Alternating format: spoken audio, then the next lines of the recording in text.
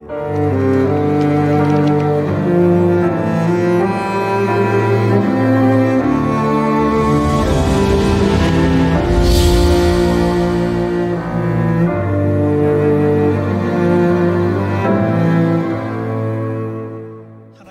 natin ang salita ng Diyos sa sermon na may titulong Ang Kautusan ng Diyos at ang Bunga ng Inyong Mga Pag-iisip. Ang isang pag-iisip ay mahalaga. Mabuti man o masama, nagsisimula ang lahat sa ating mga pag-iisip, hindi ba? Kaya ang masasamang pag-iisip ay humahantong sa masasamang resulta.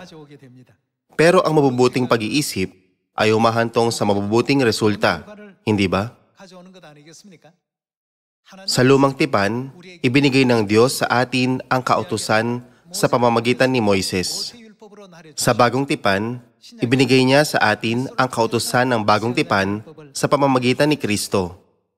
Dahil isa itong kaloob mula sa Diyos, dapat natin itong paniwalaan at sundin. Iniisip na ito ay para sa ating kapakinabangan sa hinaharap.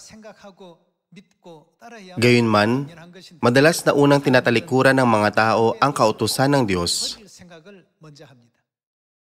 Sinasabi nilang, kahit na hindi natin ito sundin, hindi ba maaaring sumigaw na lang tayo ng Panginoon, Panginoon? Gayunpaman, pag hindi nila ito susundin, tatanggap sila ng mga sakuna, walang hanggang sumpa at ng parusa. Ipinaliwanag na ito ng Diyos sa pamamagitan ng Biblia. Kaya, dapat tayong maniwala alinsunod sa mga katuruan ng Biblia na ibinigay sa atin ng Diyos. Tama? Maaaring mag-isip ang ilan, bakit nangyayari sa akin ang mga ganitong bagay? Ang bawat resulta ay may dahilan. Dahil ang bawat binhing hinasik ay may resulta, mula sa sandaling ito, dapat nating itapon ang lahat ng masasamang pag-iisip. Dapat tayong laging magkaroon ng pag-ibig sa Diyos at pag-asa sa langit. At dapat tayong maging determinado na sundin ng lubos ang lahat ng katuruan ng Diyos. Kung wala ang determinasyong ito, wala tayong maaasahang magagandang resulta. Ngayon, magsimula tayo sa Jeremiah chapter 6, verse 18.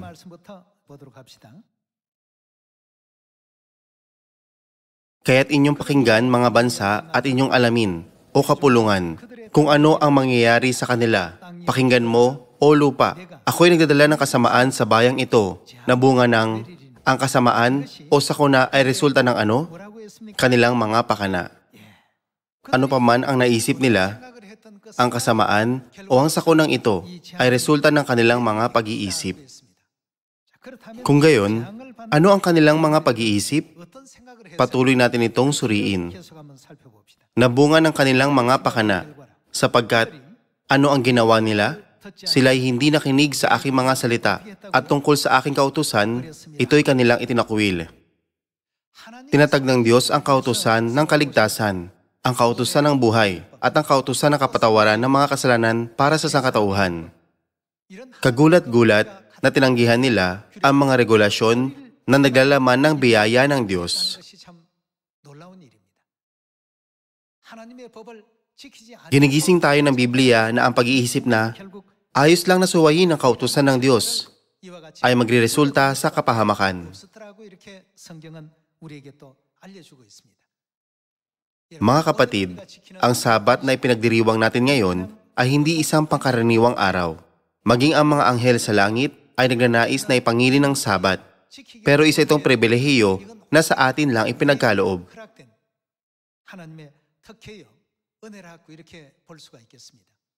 Kaya, ang kautusan ng bagong tipan, ang kautusan ni Kristo, ay mahalaga para sa atin. Tingnan natin ang Isaiah chapter 24, verse 5.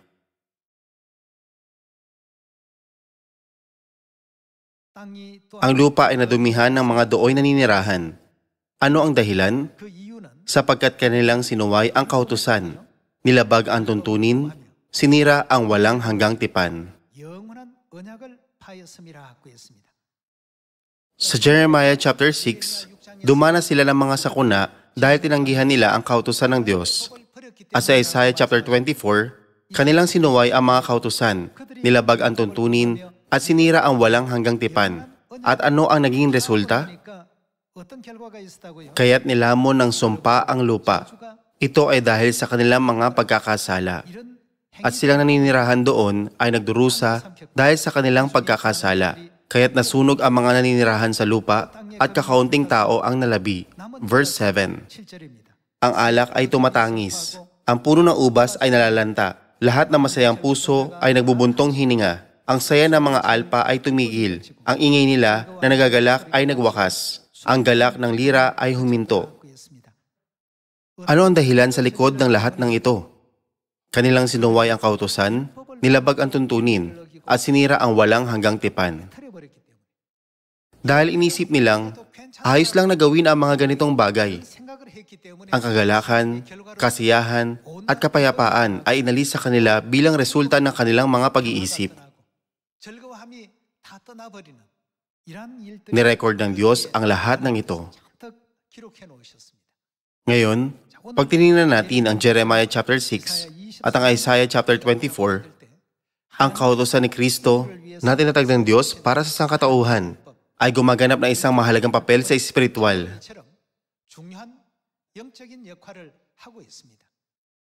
Para bigyan tayo ng kapayapaan, kasiyahan,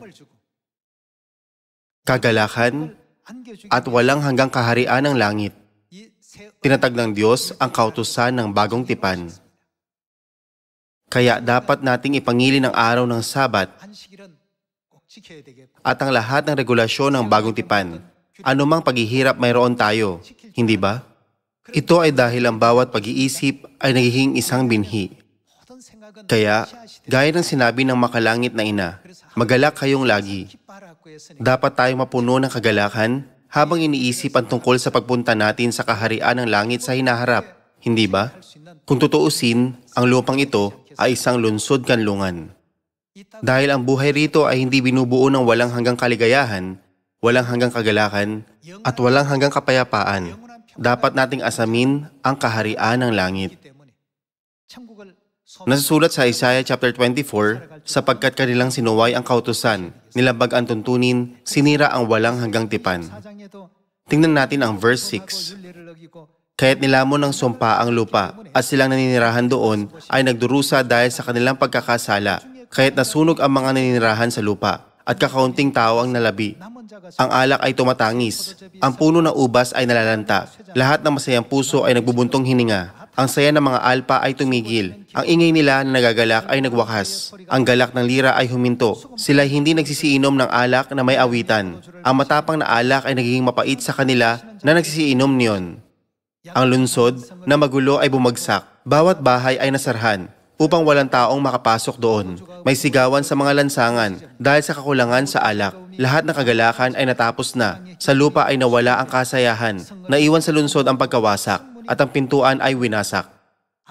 Nilalarawan lang nito ang isang napakalungkot na sitwasyon. Kailan ito mangyayari? Pag inisip nating ayos lang na suwayin ang kautusan ng Diyos, hahantong ito sa mga resultang gaya nito bilang bunga ng inyong mga pag-iisip. Hindi lang Sabat, Paskwa, regulasyon ng belo at bautismo ang mga bagay na dapat nating pagtuunan ng pansin. Lagi tayong binibigyan ng Diyos ng maraming katuruan. Sa araw na ito, gaya ng sinabi ng Diyos na, magalak kayong lagi. Itapon natin ang lahat ng kalungkutan sa ating buhay. Dahil pupunta tayo sa langit, may dahilan ba para hindi tayo magalak? Mga kapatid, paano kung maglalakbay kayo sa buong Estados Unidos sa loob ng isang linggo? O, paano kung maglalakbay kayo sa kalawakan at titingin sa Earth mula sa isang sasakyang pangkalawakan? Ano ang madarama nyo? Kahit na magsalita ang mga tao na masama tungkol sa inyo, magiging masaya kayo. Kahit na ganyan na sinasabi nyo, malapit na akong pumunta sa kalawakan at titingnan ko ang planetang ito mula sa itaas. Mapupuno kayo ng kagalakan dahil meron kayong pag-asa tulad nito. Ang langit ay isang masayang mundo, kaya ang kagalakan at kaligayahan ay binibigay sa atin doon. Pero ang lupang ito ay isang lungsod kanlungan. Hindi lahat ng nais natin ay matutupad. Kung ang lahat ng bagay ay mangyayari ayon sa ninanais natin, hindi na ito magiging isang lungsod kanlungan. Kaya sinabi ng Diyos sa atin na sa kaharian ng langit, matutupad natin ang lahat ng inaasam natin at matatamasa ang buhay na walang hanggan at mga pagpapala magpakailanman. Dahil magagawa natin ang lahat ng bagay sa langit, hindi ba't binibigyan tayo ng Diyos ng napakaraming katuruan sa pamamagitan ng Biblia? Para himukin tayong mamuhay sa Panginoon, isipin ang Panginoon, magkaroon ng pag-asa sa Panginoon, magalak sa Panginoon, at sundin ang landas na ibinigay sa atin ng Diyos. Ang kautusan ng bagong tipan ay tunay na mahalaga para sa atin. Sa sandaling isipin nilang, ayos lang nasuwayin ang kautusan ng Diyos. Kanilang sinusuway ang kautusan at sinisira ang walang hanggang tipan. Bilang resulta, nilamon ng sumpa ang lupa at silang naninirahan dito ay hahantong sa kahatulan na nag-iiwan lang sa kanila ng isang malungkot na hinaharap. Ito ang dahilan kung bakit ang balitang ito na ating ibinabahagi at ipinapangaral ay tinatawag na magandang balita, hindi ba? Kung tatanggapin ng mga tao ang magandang balitang ito at maunawaan ng tama ang mga kautusan ng Diyos, una, makapunta sila sa langit. Tatanggap sila ng kapatawaran, buhay na walang hanggan at kaligtasan. Sila ay magmamana ng kaharian ng langit at magiging maharlikang pagkapari. Hinanda ng Diyos para sa atin ang walang hanggang kaharian ng langit, kung saan matutupad ang lahat ng ating kahilingan. Kaya, nang may pag-asa sa langit, lagi tayong magalak, sinasabing, maghintay lang kayo at makikita nyo kung saan ako pupunta. Habang nasa lupang ito, maaaring hindi tayo makilala ng mga tao. Pero sa langit, sasabihin sa atin ng mga anghel, ang pag-ibig ng Diyos na nadama nyo sa lupa ay isang bagay na hindi pa namin nararanasan kailanman. Lahat kayo na nakaranas nito ay tunay na kamangha-mangha. Hindi ba't ipinangako ng Diyos na pagkakalooban niya tayo ng kaluwalhatian na magniningning na parang mga bituin magpakailanman? Dapat nating ituon ang ating mga paningin dito at sumulong. Pag tumingin kayo sa lupa, makita nyo lang ang isang malungkot na hinaharap na may depresyon, pagkabalisa, mga sumpa at mga sakuna. Pero pag tumingin kayo sa langit, may nag-uumapaw na galak at kaligayahan doon na wala ng kamatayan o pagdadalamhati o pagtangis o kalungkutan man. Hindi na rin magkakaroon ng pagtatalo o ng masasamang salita roon. Ito ay nag-uumapaw sa pag-ibig para sa isa't isa. Para makapasok sa ganitong mundo, dapat nating lubos na sundin ang mga kautusan ng bagong tipan na ibinigay ng Diyos sa atin. Aakayin tayo ng kautusan kay Kristo at sa ating makalangit na inang bagong Jerusalem. At sa pagsunod kina Ama at Ina, hindi ba't makakabalik tayo sa walang hanggang kaharian ng langit? Tingnan na natin ang 2 Thessalonians chapter 1 verse 7. Tingnan natin ang chapter 1 verse 7. At kayong mga pinahihirapan ay bigyan ng kapahingahang kasama namin sa pagkapahayag ng Panginoong Hesus mula sa langit, na kasama ang kanyang mga makapangyarihang anghel na nasa nagliliyab na apoy na magbibigay ng parusa sa mga hindi kumikilala sa Diyos at sa mga hindi sumusunod sa Ebanghelyo ng ating Panginoong Hesus. Ang Ebanghelyo ng ating Panginoong Hesus ay tumutukoy sa bagong tipan. Ano ang mangyayari sa mga hindi sumusunod sa kautusan ng bagong tipan? Parurusahan sila ng Diyos sa walang hanggang paghuhukom. Hindi sila makakatanggap ng kaligtasan ni ng kapatawaran ng mga kasalanan. Sinasabi rin sa 2 Thessalonians chapter 1 na tatanggap sila ng walang hanggang parusa. Sinasabi sa Isaiah chapter 24 na lalamunin ng isang walang hanggang sumpa ang lupa. Sinasabi sa Jeremiah chapter 6 na tatanggap sila ng mga sakuna dahil sa pagtanggi sa mga kautusan ng Diyos at na ito ang bunga ng kanilang mga pag-iisip. Ang ilan ay nagsasabing, Sabado o Linggo man ang Sabat, hindi ba't sapat na ang makapaglingkod sa Diyos sa anumang araw? Bakit ba napakahalaga ng araw? Ito ay mahalaga. Mahalaga ito, kaya nga tinalaga ito ng Diyos bilang ikapitong araw. Ngayon, sinasabi ng ilan, ayos lang na tanggihan ito o ipangilin ito kahit kailan natin gustuhin. Ito ang kanilang pag-iisip, hindi ito ang pag-iisip ng Diyos. Kaya, bilang bunga ng kanilang mga pag-iisip, tatanggap sila ng kapahamakan at sumpa at mapupunta sa walang hanggang impyerno. Ang lahat ng nakalulungkot na kaganapang ito ay pinaliwanag ng mga propeta sa Lumang Tipan at sa Bagong Tipan. Huwag kailanman talikuran ang kautusan ng Diyos. Pag pumunta kayo sa langit, maunawaan nyo ang lahat ng dahilan. Hindi nyo ito nauunawaan ngayon, pero maunawaan nyo rin kalaunan. Hindi ba't ang lahat ng ginagawa ng Diyos ay may dahilan? Kung gayon, suriin natin saglit ang isang bagay patungkol sa Sabat. Tingnan natin ang Ezekiel chapter 22 verse 25. Chapter 22 verse 25. Ang kanyang mga pinuno sa gitna niya ay gaya ng leong umuungal na niluluray ang biktima. Kanilang sinakmal ang mga tao. Kanilang kinuha ang kayamanan at mahalagang bagay. Pinarami nila ang mga babaeng balo sa gitna niya. Ano ang ginawa ng mga pari? Nilapastangan nila ang kautusan ng Diyos. Ang kanyang mga pari ay nagsigawa ng karahasan sa aking mga aral at nilapastangan ang aking mga banal na bagay. Hindi nila binigyan ng pagkakaiba ang banal at ang karaniwan o kanila lamang itinuro ang kaibahan ng marumi sa malinis at kanilang pinawalang halaga ang aking mga sabat. Kaya't ako'y, paano tinatrato ang Diyos? Nalapastangan sa gitna nila. Maging para sa hindi paingilin ng sabat, ang Diyos ay nagsabing, ako ay nalapastangan sa gitna nila. Nilalapastangan nila ako. Ngayon, may di mabilang na simbahan at mga reliyosong tao na gaya ng buhangin sa dagat. Iniisip nilang, gagawin ba talaga iyon ng Diyos dahil lang sa hindi natin ipinapangilin ng sabat? Gayunman, ito ang kanilang mga pag-iisip. Hindi ba't sinasabi sa atin ng Diyos ang kanyang mga pag-iisip sa pamamagitan ni Propetang Ezekiel? Malinaw na sinasabi sa atin ng Diyos na, ako ay nilalapastangan sa gitna ng mga hindi naingilin ng sabat. Mga kapatid, ang kautusan na ibinigay ng Diyos sa atin ay tunay na mahalaga. Kung hindi ito mahalaga, maaari sanang nagtapos ang Diyos sa kautusan ni Moises.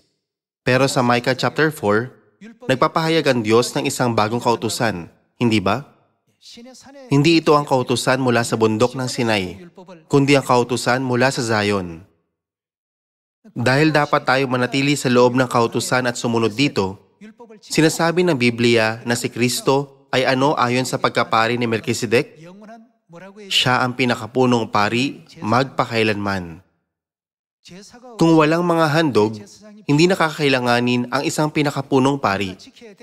Hindi ba't naroon ang pinakapunong pari dahil sa mga handog na sinusunog? Iyon ay ang pagsamba? Sinasabi ba nito na ang pagkapari ni Kristo ayon sa pagkapari ni Melkisedek ay pansamantala lang? Ito ay magtatagal magpakailanman at hindi kailanman magwawakas.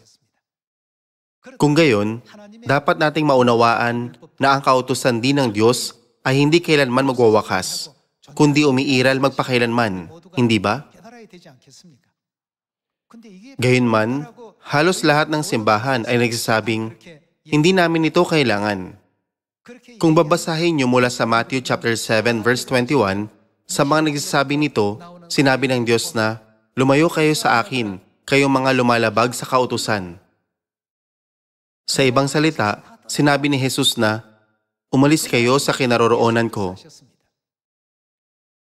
Dahil si Jesus ay nananahan sa langit, may mapupuntahan pa ba ang isang tao pag umalis siya mula roon? Kaya may kita natin kung gaano kahalaga para sa atin ang kautusan ng Diyos, hindi ba?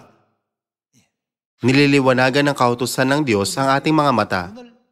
Pinaninibago ang ating mga kaluluwa at nililigtas ang ating mga kaluluwa mula sa kasalanan para makabalik tayo sa Diyos. Mayroon itong ganitong kamangha-manghang kapangyarihan. Gayunman, habang natural para sa atin na ipangili ng Sabat, ang Paskwa, at ang lahat ng regulasyon ng bagong tipan, iniisip ng iba na kakaiba ito. Bakit sila nagsisimba ng Sabado sa halip na Linggo? Bakit sila nagdiriwang ng Paskwa sa halip na Pasko? Ang lahat ng kautusan na sinusunod natin ay nagmumula sa mga katuruan ng Diyos. Kaya, tinawag ng Diyos ang mga sumusunod sa kanyang mga kautusan bilang aking bayan. At ipinangako rin na patatawarin ang lahat ng kanilang kasalanan. Tingnan natin ang aklat ni Isaiah. Isaiah chapter 51, verse 7. Makinig kayo sa akin, kayong nakakaalam ng katuwiran. Ang bayan na ang puso ay kinaroonan ng ano? Hindi kautusan ng iba, kundi ng aking kautusan. Huwag ninyo katakutan ang pagkutya ng mga tao, at huwag kayong mabalisa sa kanilang mga paglait, sapagkat sila lalamunin ng bukbok na parang bihisan, at kakainin sila ng uod na parang balahibo ng tupa. Ngunit ang aking katuwiran ay magiging magpakailanman, at ang aking pagliligtas ay magtatagal hanggang kailan? Sa lahat ng salinlahi. Kanino ibinibigay ang mga mapagpalang salitang ito? Iniwan ng Diyos ang mga mapagpalang salitang ito para sa mga sumusunod sa kanyang mga kautusan, sa mga taong nasa loob ng kautusan ng kaligtasan. Tingnan natin ang Jeremiah chapter 31, verse 31. Narito, ang mga araw ay dumarating, sabi ng Panginoon, na ako'y gagawa ng panibagong tipan sa sambahayan ng Israel at sa sambahayan ng Juda. Verse 33. Ngunit ito ang tipan na aking gagawin sa sambahayan ng Israel pagkatapos ng mga araw na iyon, sabi ng Panginoon. Ilalagay ko ang aking kautusan sa kanilang kalooban at aking isusulat iyon sa kanilang mga puso at ako'y magiging kanilang Diyos at sila'y magiging aking bayan. Kung ang isang tao ay walang kautusan ng Diyos, hindi siya bayan ng Diyos. Kung gayon, ayon sa aklat ng Philippians, nasaan ang ating pagkapamamayan? Ang mga taong ang pagkamamayan ay nasa langit, ay dapat na panghawakan ang kautusan ng Diyos. Hindi ba't ang Sabat ay utos ng Diyos? Paano naman ang Paskwa? Inuutusan din tayo ng Diyos na ipagdiwang ito. Sa Exodus chapter 12 at 13, iniutos ng Diyos ang pagdiriwang ng Paskwa.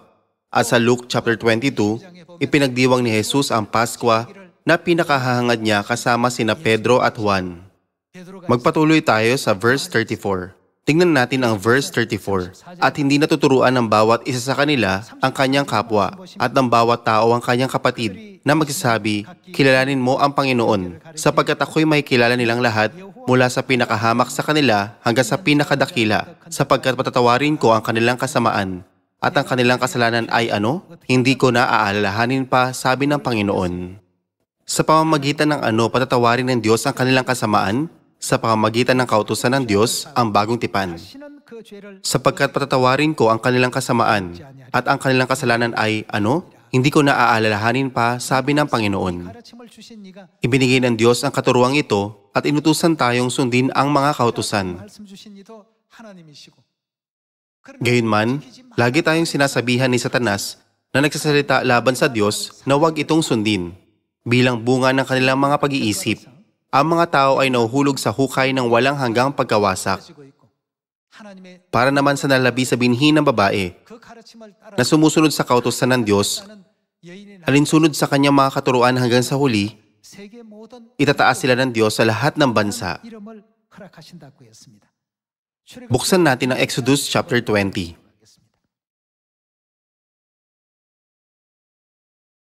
Tignan natin ang chapter 20, verse 8. Alalahanin mo ang araw ng Sabat upang ingatan itong banal. 6 na araw kang gagawa at iyong gagawin ang lahat ng iyong gawain. Ngunit ang ikapitong araw ay Sabat sa Panginoon mong Diyos. Sa araw na ito ay huwag kang gagawa ng anumang gawain. Ikaw o ang iyong anak na lalaki, ang iyong anak na babae, ang iyong aliping lalaki, ang iyong aliping babae, ang iyong mga baka, ang dayuhang nasa loob ng iyong mga pintuan, sapagkat sa loob ng 6 na araw ay ginawa ng Panginoon ang langit at lupa, ang dagat at lahat ang naroroon, at nagpahinga sa 7 araw, kaya't binasbasan ng Panginoon ang araw ng Sabat at ginawa itong banal. Pinagpapala ng Diyos ang lahat ng naingili ng Sabat. Ginawa ring banal ng Diyos ang araw ng Sabat, at sa pamamagitan ng Sabat, inaakay tayo ng Diyos tungo sa kabanalan.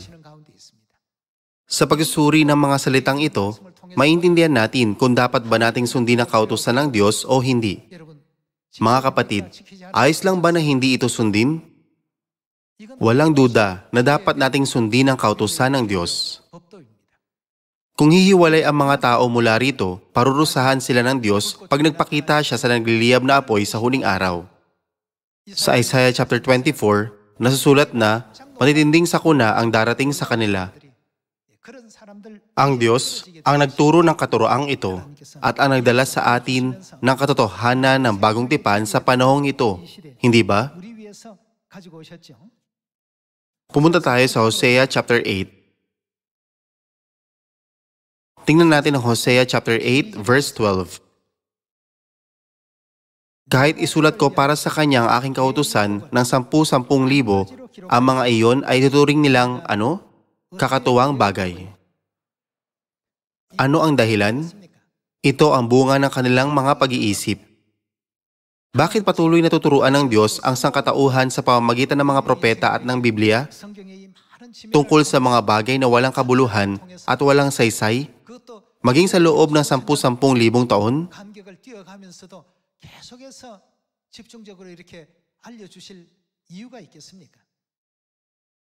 Kahit na ibinigay ng Diyos ang kanyang mga kautusan para sa sangkatauhan, tinuring nila ang mga ito na kakatuwang bagay. Ano naman kung ang Sabat ay Sabado o Linggo? Hindi ba't mas mabuting magdiwang ng Pasko bilang paggunita sa kapanganakan ni Jesus? Hindi ako masyadong pamilyar sa Paskwa. Kailangan ko bang ipagdiwang ito? Dahil pinanghahawakan nila ang kanilang mga pag-iisip, ano ang kanilang magiging resulta? Ibibigay ba sa kanila ang walang hanggang kaharian ng langit? Sa ngayon, maaaring hindi maintindihan ng mga tao ang kahulugan ng Sabat o ng Paskwa ng Bagong Tipan na ipinagdiriwang natin. Pero ipinangako ng Diyos na ilalagay niya ang lahat ng kanyang anak na nasa Zion sa pinakataas na posisyon sa lahat ng tao, sa isang posisyong kinainggitan maging ng mga anghel sa langit. Tingnan natin ang Exodus chapter 15 kung saan nakasaad na tinatag ng Diyos ang kautusan para sa atin. Tingnan natin ang Exodus chapter 15 verse 25. Siya'y dumaing sa Panginoon at itinuro sa kanya ng Panginoon ang isang punong kahoy. Inihagis niya ito sa tubig at ang tubig ay tumamis. Doon, gumawa ang Panginoon para sa kanila ng ng isang batas at tuntunin. Ano ang ginawa ng Diyos para sa kanila? Ang mga kautusan, mga regulasyon, at mga kautusan ng Diyos. Para sa buong sangkatauhan at para sa mga makalangit na makasalanan na nakatira sa spiritual na lungsod kanlungan, ipinagkaloob ng Diyos ang katotohanan ng bagong tipan. Kaya, ipangaral natin sa lahat ang araw ng Sabat at ang Paskwa.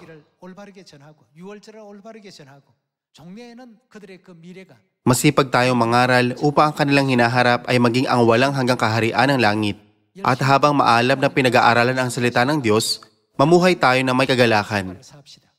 Sa lupang ito, inaasam natin ang langit at tumatakbo tayo patungo roon. Dahil tumitingin tayo sa langit, makadarama pa ba tayo ng kahit na anong kirot o kalungkutan? Ang langit ay laging nasa harap ng ating mga mata. Minsan, may nagsabi ng kwentong ito. Kung maglalagay kayo ng isang dakot ng asin sa tubig, magiging maalat ba ito o matabang? Maaari itong maging alinman doon, depende sa laki ng lalagyan. Kung maglalagay kayo ng isang dakot ng asin sa isang maliit na baso, magiging maalat ang tubig.